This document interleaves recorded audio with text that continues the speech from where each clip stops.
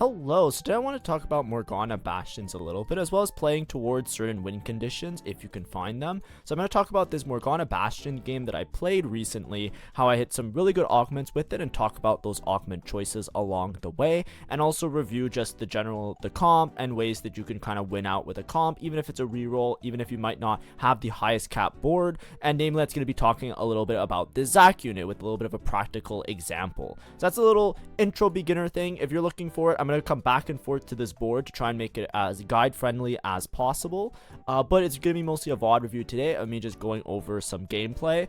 I've been trying to do some more VOD reviews. I personally like doing the VOD reviews. I think that they're really good content in order to get better at the game or to improve at TFT. If you like my content, usually I'm doing primary guide content, so not always VOD reviews, just a little bit more common these last 2 weeks, especially since I'm a little bit busy. Those guides are still going to exist, and they're still coming, and there's going to be guides on every aspect of TFT for sure, 100%. I have them all scheduled out, so if you like that content, make sure to like and subscribe. It'll still be around. But anyways, look at this opener. I'm kind of playing around this Morgana. I have a Morgana and a Poppy. I think my spot's relatively good for it. We're going to see if we're uncontested and maybe hold on to these units because I'm playing around this Morgana pair that I have. A lot of times on stage 2, a good tip is to always hold on to unit pairs, as well as try to build up synergies that make sense with your board. So here I have a Poppy, so I can make this frontline synergy. I have the Jax pair, I have a Galio. If I had a Silas pair, I'm not saying you have to hold the reroll units, or you have to hold units to reroll. A lot of times upgraded units are going to help out the most. I really like the fact that I got dropped the Jax because it made my decision making a lot easier, because there was also Vanguards to hold. There was the Vi and the Silas as well that I could have decided on. I'm still going to hold on to these units. Just know whenever you get dropped 3 costs, they are very expensive. If you're not going to play them on your board, it's often better to just sell them to make econ. Especially Galio. Galio here could fit in as a Bastion unit on the board. We don't want to grief our econ too much by holding on to all of them. Either way, before I start the game, I'm obviously going to hold on to everything that I can. I'm even upgrading Kindred, right? We're talking about Bastion Morgana, but it's a Kindred too. Maybe I play around Kindred. Who knows? We don't know exactly how it's going to go. Augments, we get these traits. None of the traits are ones that I like. I could roll the dice with Wandering Trainer, but I do a quick scout and I see that nobody really looks like they're playing around Morgana, or at least nobody's really committing towards like a Morgana carry, at least through Augments. So I'm thinking of Trade Sector. Trade Sector just allows me to reroll every round. It also gives me some starting gold that can help me to make some early econ intervals. So I'm kind of down for that. So we'll see how it goes. So here you'll notice that I just rolled once. I had Poppy, and I was figuring, like, maybe if I hit a Poppy 2, I can maybe convert this into a win streak this stage. But we're pretty committed. In my head, I think that's just a good idea here. I have a lot of Morganas, right? I already have 4 copies of the unit that I'm trying to reroll. And I also have the Jax upgrade, and I'm 1 off a Poppy upgrade. So I feel like I have a relative amount of stability here that I'm not going to lose too much HP. I might actually win a couple fights on stage 2 without even trying to win those rounds. So I'm just going to put everything in the team planner. If you haven't seen this comp before, which I'm sure most of you have, it was really, really prevalent last patch. And it's still really good right now. Basically, the way this comp works, you basically just play all the Bastions and Morgana, and then you try and play an extra Dynamo unit. So typically your board will look something like this, and you go for Morgana 3-star, Jax 3-star, and Poppy 3-star, Jax 3-star, and Morgana 3-star.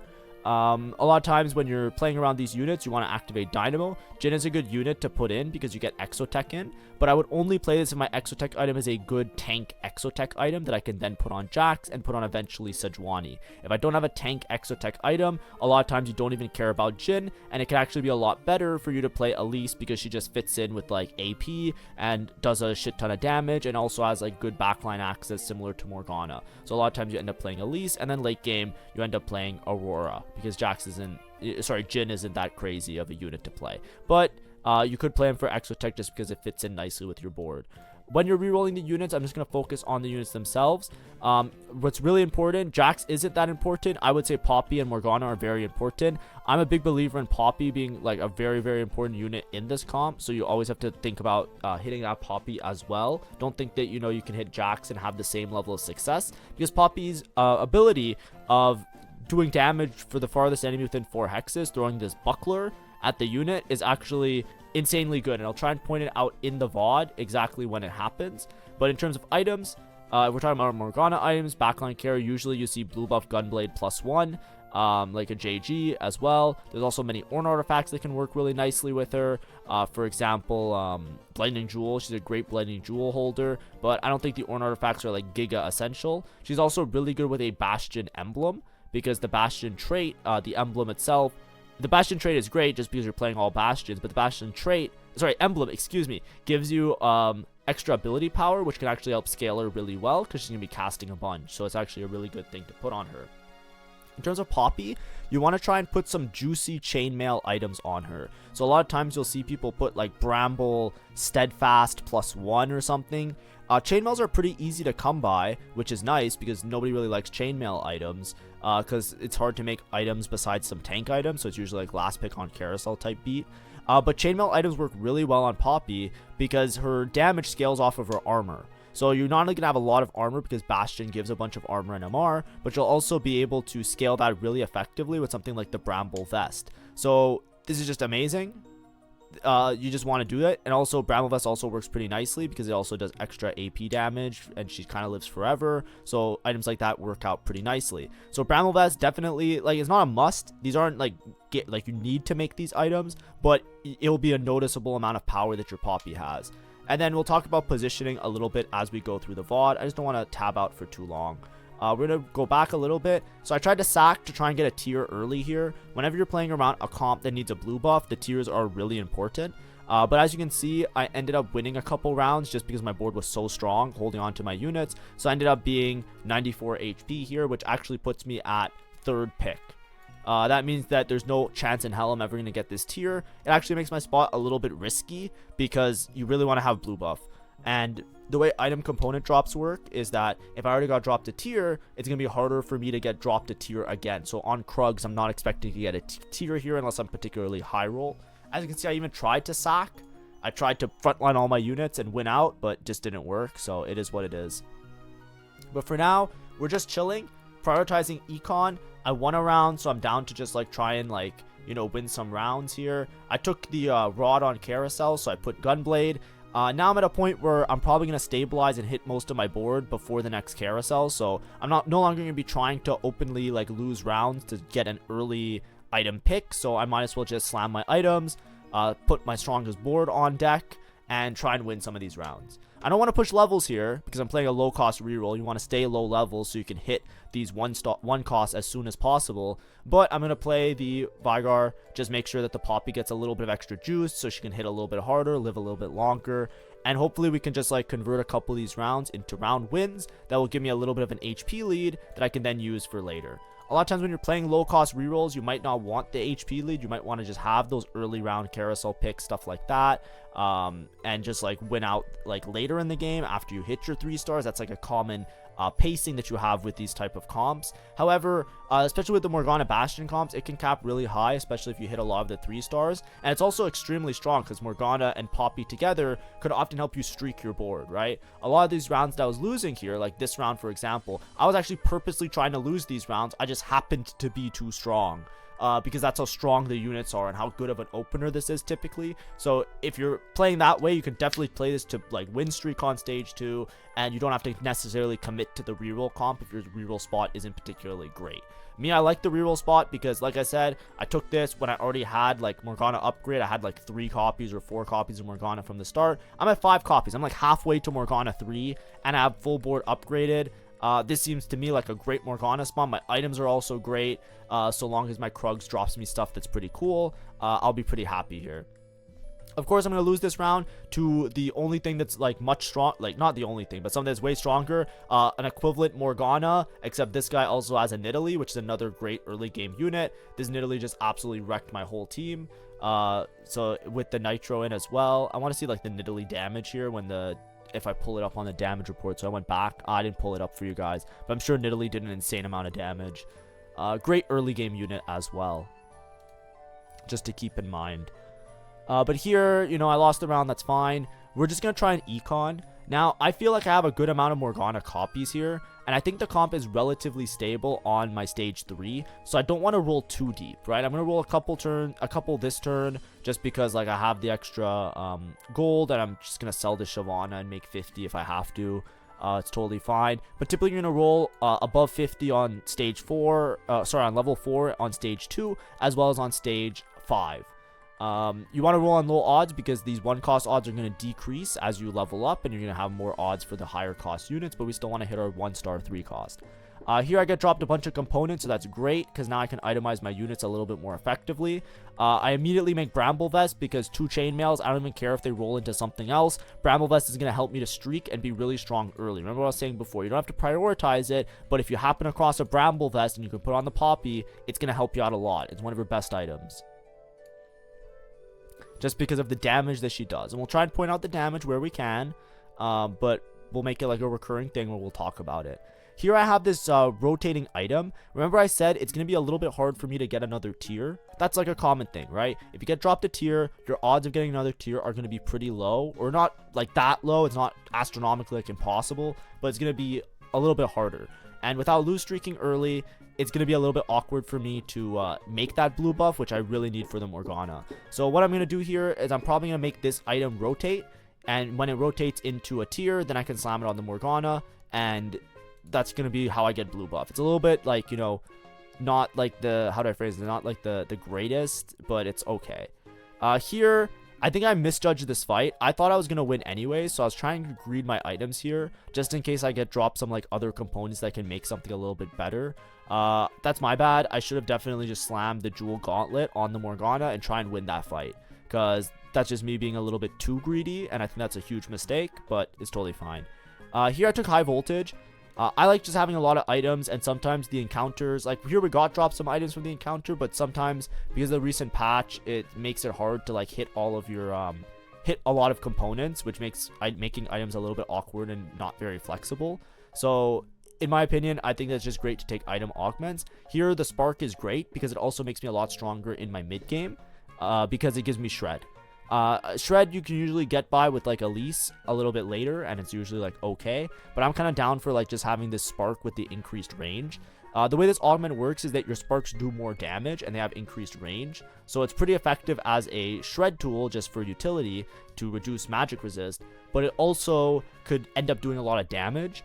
I had a question today because I had a coaching session today saying like, should you build multiple sparks? There's some niche combinations where you build a bunch of sparks and you make the sparks do a lot of damage, but it's mostly like memey, I would say. Usually you just take it if you need shred, and if you can make an extra spark or two, then you can use it to just have a lot of damage, but it shouldn't be a priority. And then here, I'm staying above 50 gold. I'm trying my best to maintain my econ. This Morgana comp, even if you don't win every single round, it is relatively stable. As you can see, I don't have like an HP lead. I'm not like particularly strong, but I do have a decent amount of HP, right? These people all have 80 HP. I'm only like 5 HP down on most of the lobby. Yes, there's somebody 100 streaking. That's totally fine. So I'm not like pressed that I need to hit my 3-star. There's some 1-cost rerolls where that matters a lot more. I would say like the Zyra Mundo comp, I think is a lot less stable, especially in the mid game. And I think that like Shaco, for example, you need to rush hitting Shaco 3. If you don't have a Shaco 3 instantly, he doesn't scale at all, and then he doesn't do anything late game. Like those are 1-cost rerolls that you really want to hit, so you roll really aggressively on like 3-1, and your econ is a lot less important. Here, it's like if I could just hit everything while I'm above 50 gold, I also have a free reroll every turn, so those aren't going to be super useful later anyways, because after I hit my board, I'm just going to focus on leveling. I won't need to roll. I'm down to just, you know, do this. It's totally fine. Here I wanted to point out the damage though. So this is a nitro board. So we're actually going to analyze this fight slightly. I'm going to show you what I mean by the Poppy being like absurd. So with Poppy, usually put her either in this hex or this hex. My Poppy's a little bit off center because I was trying to position the snipe in some of these fights. I'm going to pause for a second. Watch the Elise. Pay attention to this Elise. I'm going to put a little box around her and watch her HP bar, right? Watch her HP bar. Ready? Watch this fight, and you'll see what I mean. This is for the people. I got a lot of comments when I said Poppy was good. Tell me that I was stupid, I didn't understand, and that Poppy's not good, and she's not playable unless you have the hero augment. I actually had somebody say that. I banned them because they were just being really rude to me for no reason. But I just want to point this out to the people that actually want to learn and like actually are trying to improve. You put the Poppy to position for the enemy. Look at this Elise. Do you see how the Elise has no HP? That's not because of the Morgana. That's because of the Poppy. Rewatch the fight and see. Ready? Watch the Poppy. The Poppy's gonna shoot a projectile right now. And she almost one-shot the Elise. This is a Poppy 2, by the way. This is a Poppy 2 with the Bramble Vest.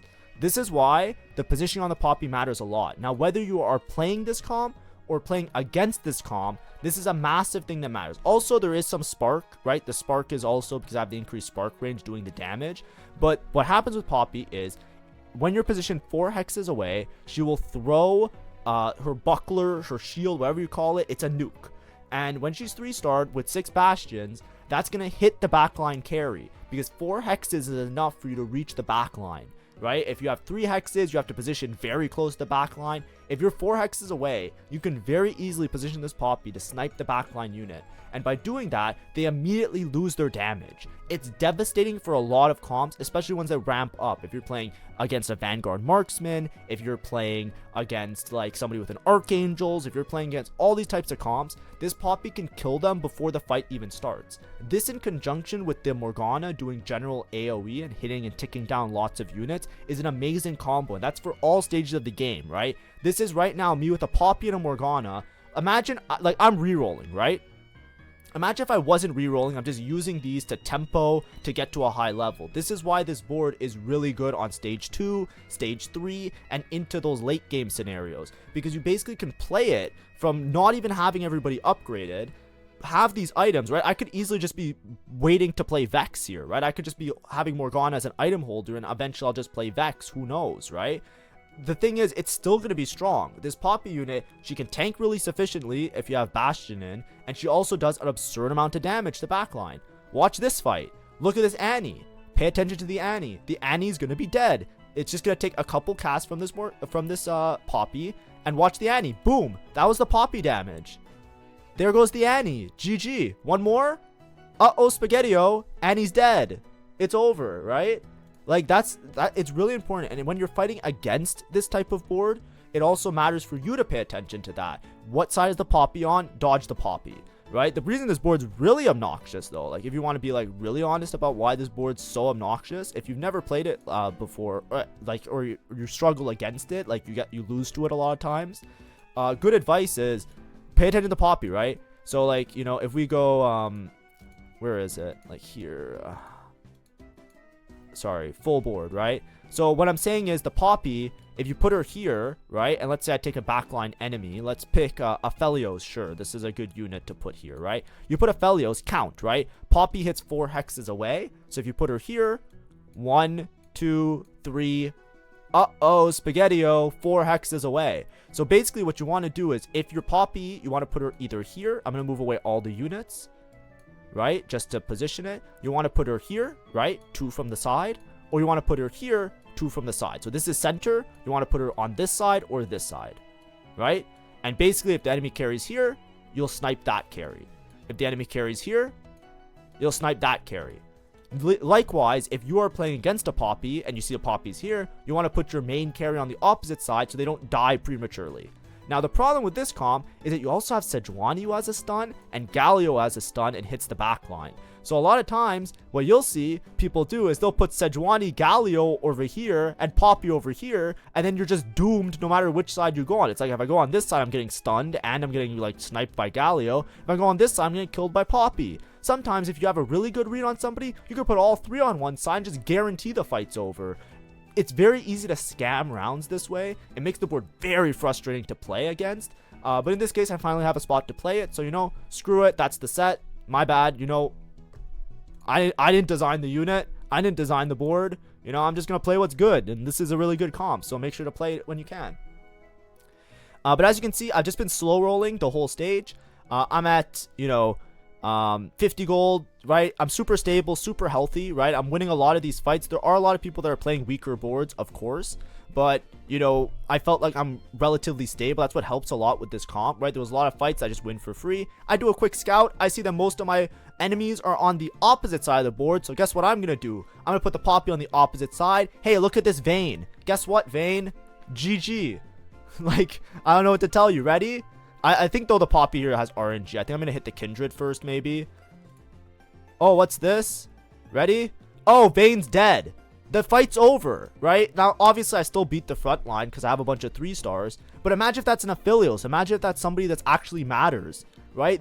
You win the fight so easily that you can often just save a bunch of HP. And because of that, I was able to keep my econ up, right? I didn't have to roll to 0 to hit Morgana. I didn't have to roll aggressively. I'm 75 HP, 50 gold, just chilling, just sitting here, just having fun. Right? Because, like, I got a bunch of items. My units are itemized. I'm good to go. My Morgana has 3 good items. And my Poppy is just ready to go, right? Obviously, I'm playing it from a good spot. There is some high roll, right? I obviously hit the Sejuani, right? This is how every game goes. But if you're playing around your Poppy and your Morgana well enough, you will often have a good amount of HP that you don't have to greed your econ. You're not in, like, dire straits like on Death's Door. A lot of times, you have a good threshold to be greedy with your resources so that you win out as easily as possible. Here, I have a really interesting synergy. So when we're looking at my augment selection, there's one augment here that is so good right now. It is so good because it's like a broken synergy. Can you guys guess what it is? Now, you might think it's Belt Overflow. Belt Overflow normally would be really good because, you know, you're playing Bastions, so you give them a bunch of HP, and then they become Giga Tanks, right? Because they have HP and armor infinite. No, the broken combination is Sponging. Sponging is so good here. Why? Because I have the Onyx Spark Augment, guys. I have the Onyx Spark Augment, guys, gals, days, thems. So basically what I'm planning to do is late game, like right now it's RNG, but this Poppy is going to pop an item onto all of these units with sponging. That's how sponging works. It's like if you have 1 or less items, you're gonna get a copy of an item from one of your units that are on your board. So I'm planning to spread the Onyx Spark to everybody on my team. Why is that? Well, Onyx Spark Augment that I have makes it so that the sparks have +3 range. So basically the sparks hit the back line. And they do increased damage. The way Spark does is every time a unit casts, they then take extra bonus magic damage. So when I was saying before, you don't really want to prioritize making multiple Sparks, but it can work out to be a lot of damage. Pay attention to the damage of all my units now. You're going to notice Shyvana and all these other units that get an extra Spark, they're going to start doing a lot of damage because this Spark is going to effectively do a good chunk to everybody. So that's just incredible. It's an incredible use of these 2 synergies. Now, of course, the Poppy is transferring a random one of her 3 items. I'm going to remedy that later by just moving the Spark onto another unit. So if I move the Spark onto another unit and that's the only item that they're holding, then it's guaranteed that they will spread the Spark to all the other units. Makes sense a little bit? Hopefully it does. You'll see it a bit later. So this is kind of like an Exodia setup. I'm already really rich and really healthy. And now I just hit like a game-winning condition.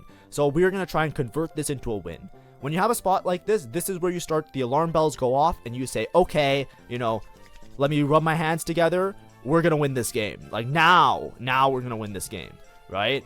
So that's the idea here. We're going to try and play strong ideas. We're going to try and greed our gold and make sure that we have our maximum cap possible. Once again, check this out. Kindred 3, do we care? Fuck no. We don't give a shit about Kindred 3. You know why? Because I positioned for this guy. You scout, you check it out. I scouted, I saw, hey, you know what would be a better chance for me? I'm going to put my Poppy on the same side as Kindred. Guess what's going to happen? Morgana's going to hit him with some damage, of course. Elise is going to hit him with some damage, of course. Or sorry, her. Kindred's a she. Is going to hit her with some damage. Elise is going to hit her with some damage. And guess what? Poppy's going to throw the buckler. Poppy's just going to chunk away this Kindred. There she goes. Bye-bye. See ya, Kindred. Look at this fight. Imagine if the Kindred was still alive here. My Poppy might have died. I might have lost the fight. But of course I don't lose the fight because I just killed the Kindred first. There goes all the damage. GG. Shake my hand. It's over. See you in the next game. You know what I mean? It's ridiculous. Like, I don't understand. Like, Galio has 3 hex range. Sejuani has 3 hex range. Vi Hero Augment has 3 hex range. Poppy has 4 hex range. Okay. That's balanced. Okay. Sure. Sure. Yeah, sounds good. I mean, here I'm just looking to make a 3rd Poppy item. I'm just going to make Adaptive Helm. Adaptive Helm helps with casting a little bit. It's not the greatest item, I don't think, but it's good anyways. Because it's going to give her armor and MR, which is fine. It's a tank item. It also helps her to generate mana. If she generates some extra mana in the front line, that's going to deal out some more damage with her throwing of her buckler. So we got just a good setup. So we have a comp that's going to stall. We're going to try and play really long into these fights.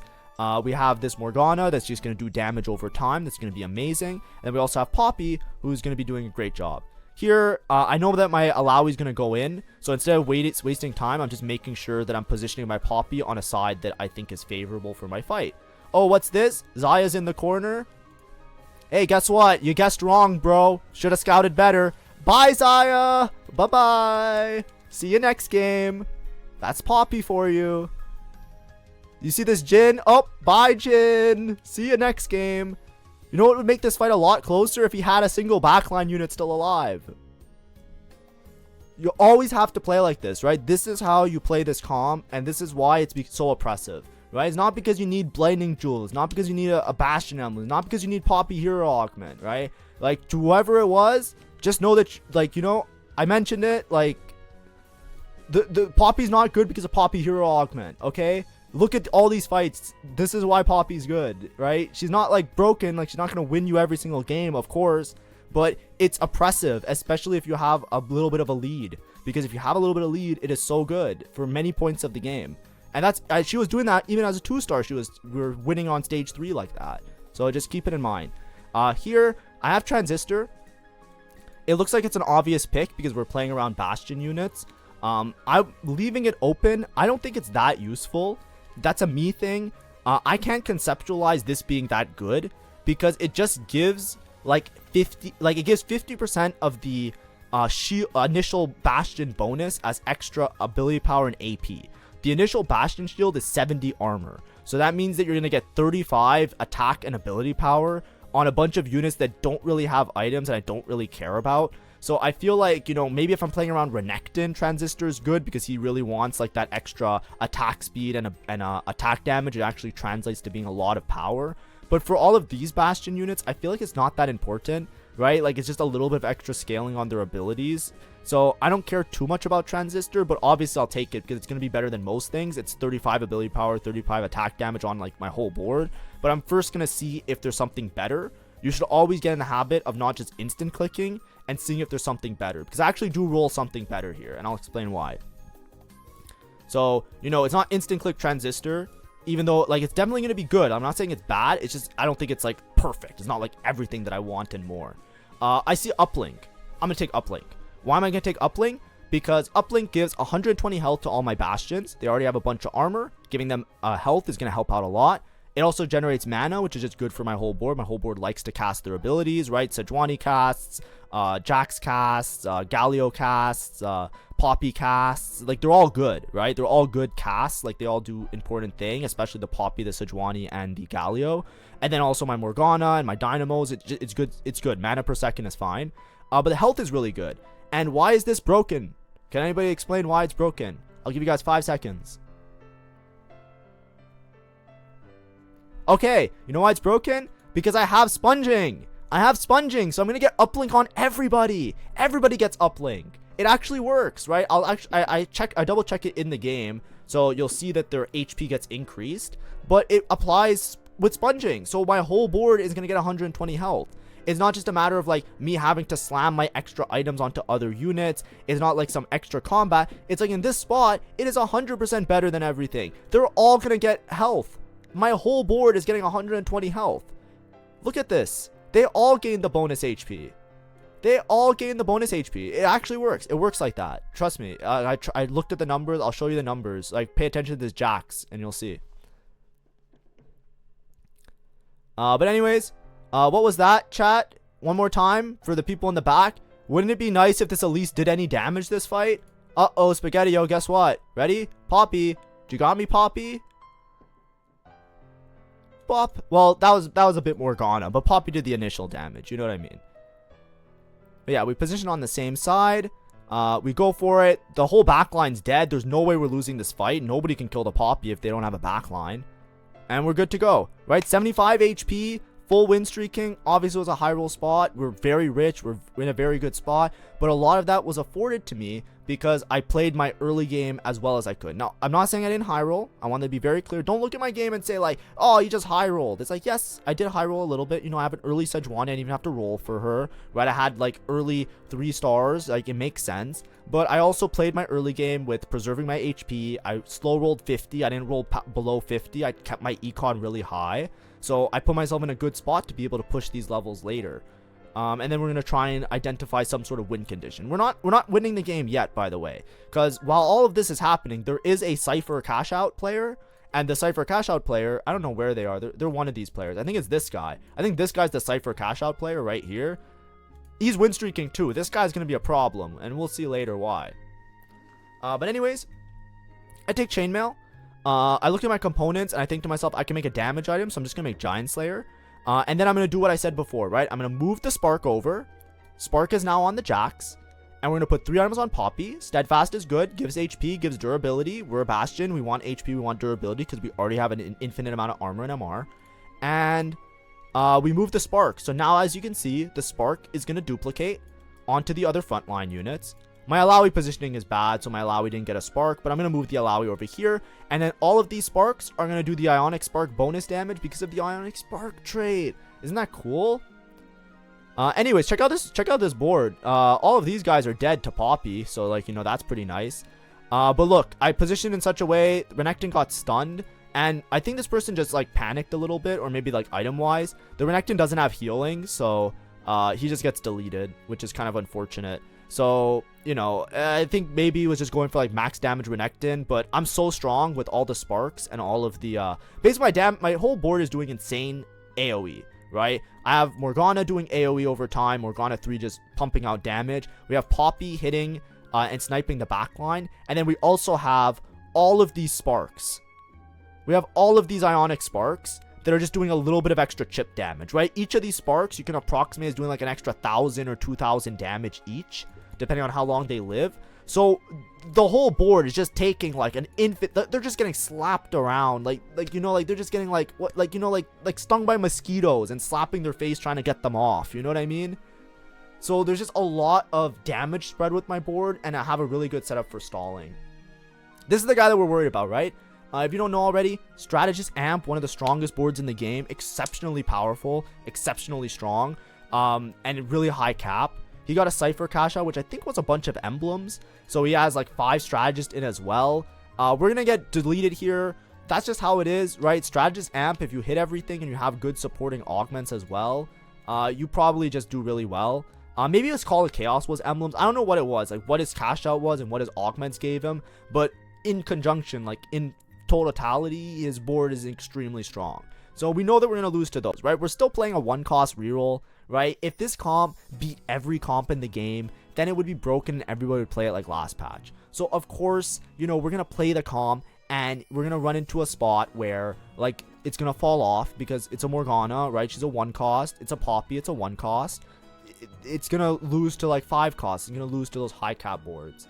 Anyways, I position on this side because I just don't want to get wrapped by Graves. If you notice, there was a Graves player in my lobby. Sometimes he just comes and kills the Morgana. And also is good position against this guy because guess what? Say goodbye to MF. Bye-bye, MF. See you next game. GG. And then look at my damage. This is what I was saying with the Sparks, by the way. See, like, my whole board does an insane amount of AoE.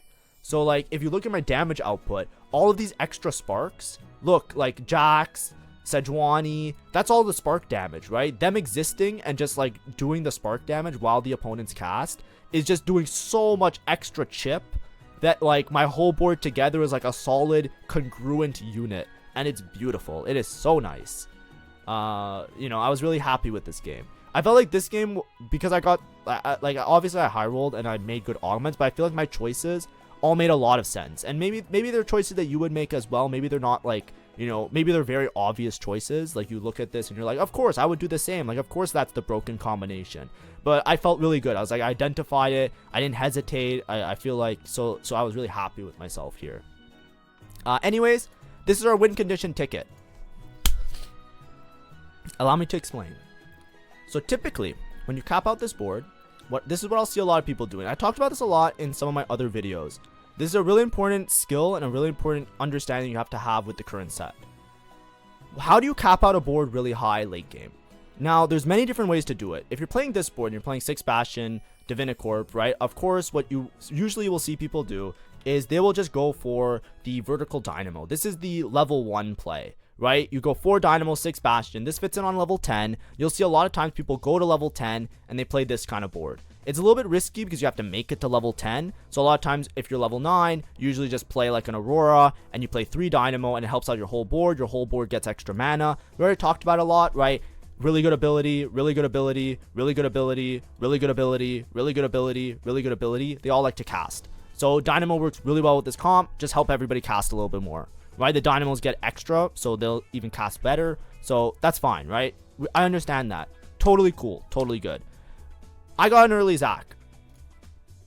Take your dreams of playing the game normally, throw them out the window. You have a Zac now. What's the game plan? The game plan is we stay level 9. Do not go level 10. Do not go level 10.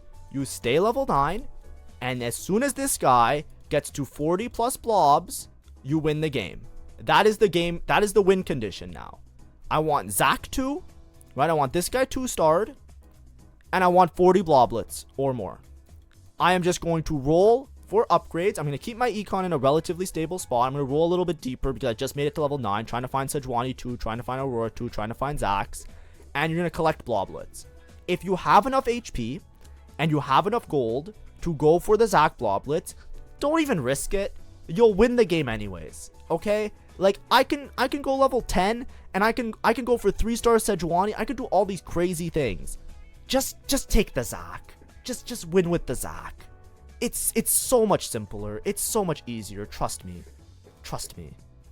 But anyways, I'll show you what I mean. So we're collecting bloblets, and we have a Zac 1. We're just going to play him on our board. We could swap out this for a Dynamo, but I think it's fine just to play the Zac anyways, because he's going to get some extra tank items with sponging, so I'm okay with just keeping him on the board. We're rolling deep because we wanted Sejuani 2. If we hit like a MF2 or something, I'd probably play that over the Zac. I can technically wait to play the Zac. That's totally fine as well. My positioning is a little bit awkward because I always want Poppy in one of these hexes, so I won't be able to get sparks on everybody, but we'll try and figure it out a little bit later for sure. Here I had bad positioning though. As much as I like to talk about my good positioning, as you can see, the Graves was able to wrap my line. I needed to position my Poppy on the opposite side to make sure I didn't get railed by the Graves. However, I have all these dudes with spark damage, so I won the fight anyway. So I didn't get punished for it. But usually when you see a Graves, you want to put your carry on the opposite side, because sometimes if your front line dies over here and he doesn't re-aggro onto this unit, he will just wrap the back line and he'll start like killing these dudes, and that's really bad. So that's what happened there. So that's a huge misplay by my part, of course. But we're top 3, 60 HP. So how am I going to beat this guy? You know, Zac. That's the goal. We're going to beat him with Zac. Okay, so pay attention. That's our goal. We're going to hit Zac 2. We're going to have 100 bloblets, and we're going to win the game. That's how we win. That's our win condition now. Because our comp effectively is a lot weaker. It's going to fall off. The Strat-Amp player is going to win. He has a stronger board. He or she. Or they, them. We're not going to do... Also, if this is... By the way, if anybody knows, if this is Red Ditto, like Arxis Red Ditto, like winner of like the World Tour, like Ram player Red Ditto. I didn't ask in the game because I was too dialed in because I was trying to make sure that I went first. You know, while I'm playing for first, I'm not going to be like, hey, are you Red Ditto from like Guilty Gear? If this is the Red Ditto from Guilty Gear, I would like to say hello. And I fucking hate Ram, but you're so good at the game that I respect you for it. So, you know, it's fine. But fuck that character, okay? Why the hell did they nerf Zato and they buffed Ram? I still don't understand. But anyways, Red Ditto, I salute you. You're a hero. I look up to you. Inspirational gameplay if you're the Guilty Gear player. But anyways, besides that point, if you guys don't know what I'm talking about, by the way, I don't care. I'm a fighting game player at my heart. This is just like my off season. But anyways, we're gonna roll for Aurora 2. Aurora 2 is gonna be better than Celise. I could pull in the Zac with an Aurora, but I just want to play the Zac anyways. It just make it easier for myself. Of course, I could make a stronger board like I said. I could play 3 Dynamo until my Zac has a bunch of bloblets, but I'd rather just play the Zac for now. But anyways, now I'm going to be building towards tank items. I have 3 double backline items, so these are going to just be my Aurora items. I'm going to try and take items that scale HP that I can put on the Zac. Right now, you could argue that I can already move my Poppy items onto Zac and just make those the Zac items.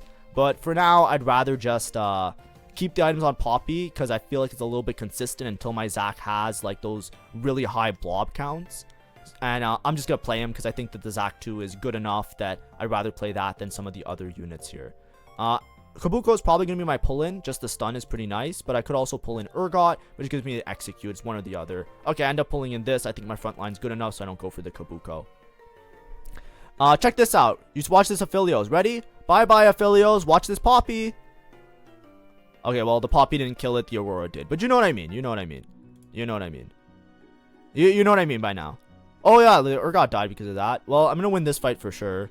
So that's good for me. 50 HP. As soon as my Zac has like 40 bloblets, you can probably transfer all the items onto the Zac.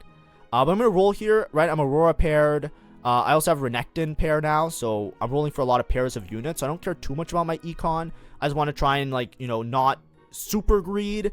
Like, there's a balance, right? If you greed a lot, you can lose a lot of HP, and that can put you in a bad spot that you can't convert the win because you have to roll everything in one turn, and then you know, positioning and RNG can like be a deficit. Or you can roll a little bit more aggressively, right? Here, like, as you can see, I rolled aggressively. I spiked my board really hard. It makes it more likely that I will hit a really good spot here. So my Zac, as you saw, he has 23 bloblets. I'm checking how many bloblets my opponent's Zac has because he finally hit a Zac.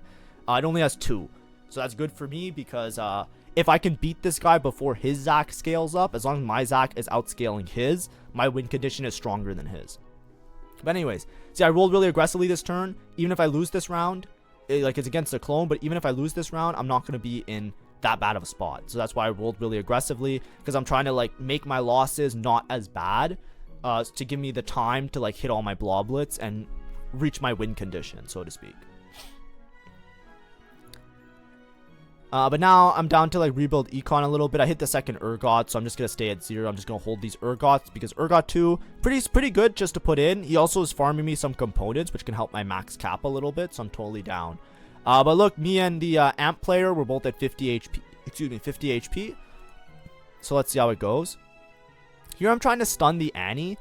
In the last couple of fights, I felt like the Annie was the main reason that I was losing, just because she was getting too many casts off and I was having trouble chewing through the Tibbers. Right, my board's really good at doing AoE damage, but if she keeps summoning Tibbers, then my Morgana is not going to be hitting units that matter. She's just going to be hitting Tibbers all the time. So I felt like it was a little bit awkward. So here I position in such a way to stun the back line. My Zac is starting to do an insane amount of damage, so we're in a good spot. Ready? I'm going to pause it.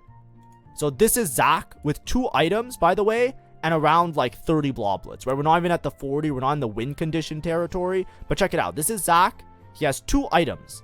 He has 2 items. 2. Count them. 2 items. He is doing...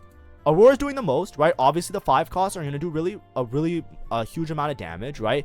As you can see, Renekton's doing a lot, but a big chunk of his damage is just because he's staying alive really long, and the Ionic Spark is doing a lot of damage. But look at this. Morgana's not doing that much. And look at Zac. Look at him. Look at this beautiful prince that I put on my board. Look at him. He's the second highest damage. I'm not even scaled yet. I still have 50 HP. I have so much time to get this Zac up to like actual standards. He has 2 items. He doesn't have 3 items yet.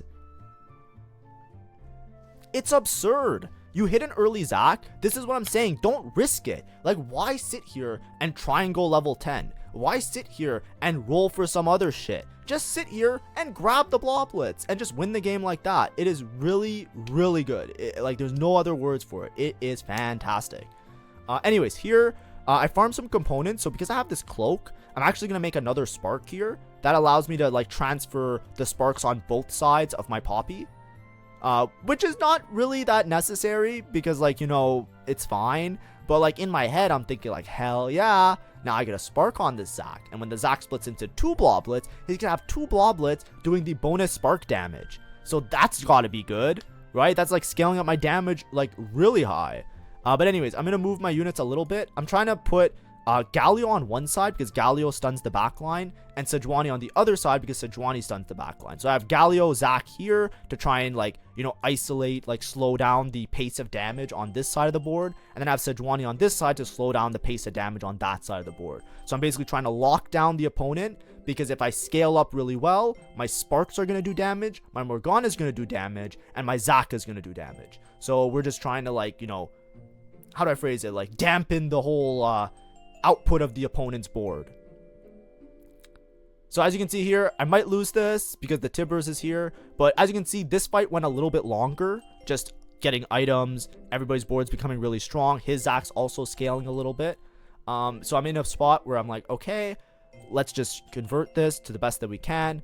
I'm still going to be rolling somewhat aggressively. I'm Urgot paired. I hit Urgot 2. That's a big spike. And I can also just gather the Zac Bloblets, because the more rounds that I take off of this guy now, I don't know what's going to happen in the future. I want to make sure that I am pressuring him as much as possible, because while I'm winning these fights, I don't know if he's going to outscale me in the next fight, for example, because that might be scary.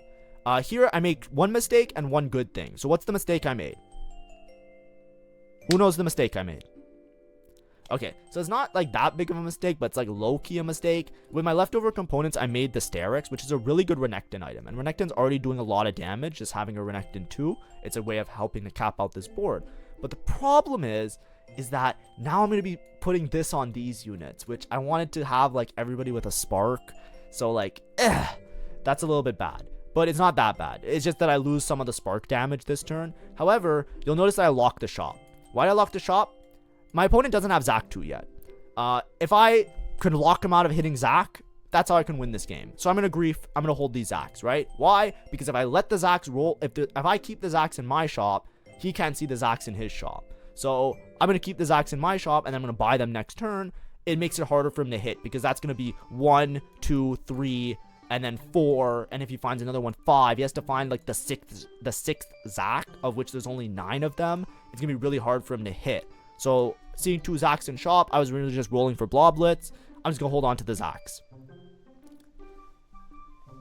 So you see this Zac is going to do massive damage, Bruiser and Strategist. So, you know, if he hits Zac 2, there's a good chance I can lose this game. So that's why we have to grief. This is my win conditions.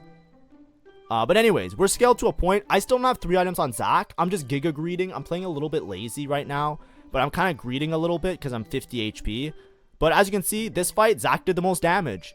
We're already there. We're already in win condition. This whole board became irrelevant, right? The most damage on my board is this guy that I just added in at the end of the game, right? It doesn't matter that I'm playing Morgana and all this other shit. They've all been outscaled. They're all outscaled by now. The Zac is the kingpin. He is the primary carry. He is the primary carry. He is the primary tank. He is him. He is Himothy right now. Look at this.